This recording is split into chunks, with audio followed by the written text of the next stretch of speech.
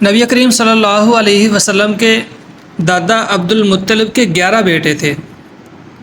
ان میں سے ایک حضرت عبداللہ تھے جو نبی کریم صلی اللہ علیہ وسلم کے والد بزرگوار تھے، اور بقیہ 10 حضور صلی اللہ علیہ وسلم کے چچا تھے۔ ان میں سے ایک کا نام عبد العزیٰ تھا۔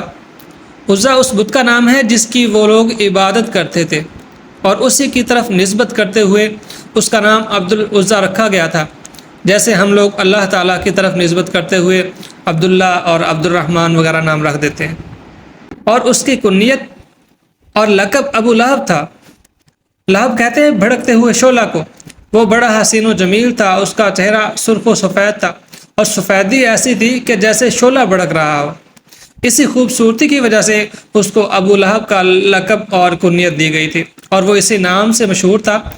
بڑا مالدار تھا، قریش اور مکہ کے بڑے مالداروں میں اس کا شمار ہوتا تھا، اور وہ نبی کریم صلی اللہ علیہ وسلم کو بہت تکلیفیں پہنچاتا تھا۔ حضرت طارق بن عبداللہ محاربی رضی اللہ تعالیٰ عنہ ایک صحابی ہیں، فرماتے ہیں کہ میں نے ذو المجاز کے شہر میں ایک شخص کو دیکھا، وہ لوگوں کو کہہ رہا ہے قولوا لا الہ الا اللہ تفلحوا، اے لوگو لا الہ الا اللہ کہو کامیاب ہو جاؤ گے۔ تو ان کے پیچھے پیچھے ایک آدمی چلتا اور کہتا تھا کہ یہ جھوٹا ہے، پاگل ہے، اس کی بات کی طرف دھیان مت دو۔ نعوذ باللہ، اللہ تعالیٰ معاف فرمائے۔ اور وہ پتھر بھی مارتا تھا، یہاں تک کہ اس نے اس دعوت دینے والے کے پاؤں کو، ٹخنوں کو ایڑی کے اوپر سے لہو لہان کر دیا۔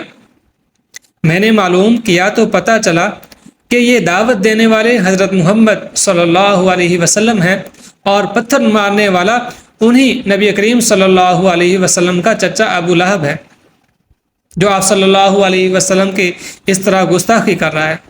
اس نے پوری زندگی آپ صلی اللہ علیہ وسلم کو ستایا، تکلیفیں دی اور مخالفت میں گزاری۔ اس کی موت کیسے ہوئی؟ ہوا یوں کہ غزوہ بدر کے 7 دن بعد اسے طاعون کی بیماری لگی، جسے مکہ والے عدسہ کہتے تھے۔ جسم پر ایک دانہ نکلتا تھا، یہ متعدی بیماری ہوتی تھی۔ اس کو زہریلا پھوڑا، یہی زہریلا پھوڑا نکلا، اور وہی اس کی موت کا سبب بنا۔ اس کی موت بڑی ذلت اور خواری سے ہوئی۔ جسے اللہ ذلیل کرنے پر آتا ہے، اسے عزت دینے والا کوئی نہیں ہوتا۔ وَمَن يُهِنِ اللَّهُ فَمَا لَهُ مِن مُكْرِمٍ۔ شیخ الحدیث و تفسیر مولانا محمد سرفراز خان صفدر رحمہ اللہ، انہوں نے لکھا ہے کہ گھر والوں کو علم ہوا کہ اس کو طاعون والا پھوڑا نکلا ہے، تو انہوں نے آپس میں اتفاق کیا کہ اس کے قریب نہ جاؤ ورنہ ہم بھی بیمار ہو جائیں گے۔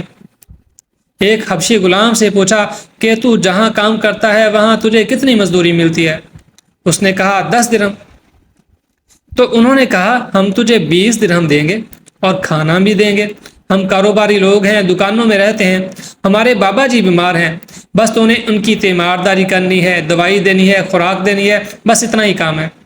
وہ غلام بڑا خوش ہوا کہ مزدوری بھی ڈبل اور رہوں گا بھی سائے میں۔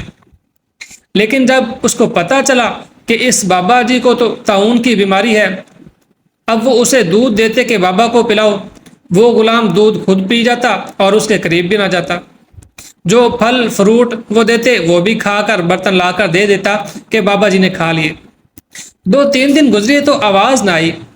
غلام سے پوچھا تو اس نے کہا جناب بابا جی آرام کر رہے ہیں، حالانکہ بابا جی تو مر چکے تھے، منہ ان کا کھلا ہوا۔ 3 دن تک اس کے لاش کے قریب کوئی نہ گیا۔ بدبو آنے لگی تو لوگوں نے شرم دلائی کہ جناب مر گیا ہے، اب تو اس کی خبرگیری کر لو۔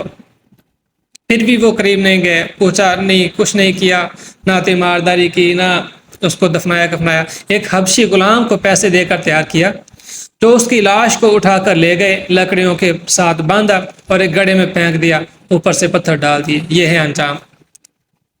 اللہ تعالیٰ معاف فرمائے، اپنے حفظ و امان میں رکھے، اور اسلام پر زندہ رکھے، ایمان کے ساتھ زندہ رکھے، اور ایمان و اسلام کے ساتھ موت نصیب فرمائے۔